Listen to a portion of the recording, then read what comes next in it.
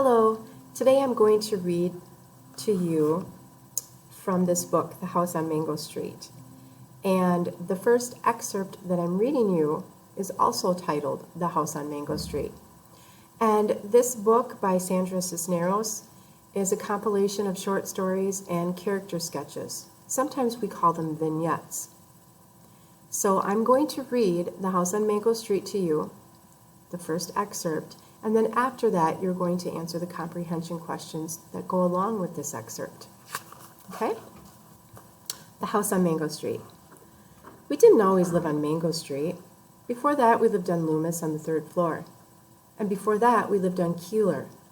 Before Keeler it was Paulina. And before that I can't remember. But what I remember most is moving a lot. Each time it seemed there'd be one more of us. By the time we got to Mango Street, we were 6. Mama, Papa, Carlos, Kiki, my sister Nenny, and me. The house on Mango Street is ours, and we don't have to pay rent to anybody, or share the yard with the people downstairs, or be careful not to make too much noise. And there isn't a landlord banging on the ceiling with a broom. But even so, it's not the house we thought we'd get. We had to leave the flat on Loomis quick. The water pipes broke and the landlord wouldn't fix them because the house was too old. We had to leave fast. We were using the washroom next door and carrying over water in empty milk gallons. That's why Mama and Papa looked for a house. And that's why we moved into the house on Mango Street, far away on the other side of town. They always told us that one day we would move into a house, a real house that would be ours for always so we wouldn't have to move each year. And our house would have running water and pipes that worked. And inside it would have real stairs, not hallway stairs, but stairs inside like the houses on TV.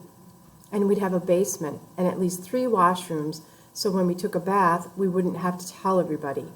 Our house would be white with trees around it, a great big yard and grass growing without a fence. This was the house Papa talked about when he held a lottery ticket, and this was the house Mama dreamed up in the stories she told us before we went to bed. But the house on Mango Street is not the way they told it at all. It's small and red with tight steps in front and windows so small you'd think we were holding their breath. Bricks are crumbling in places and the front door is so swollen you have to push hard to get in.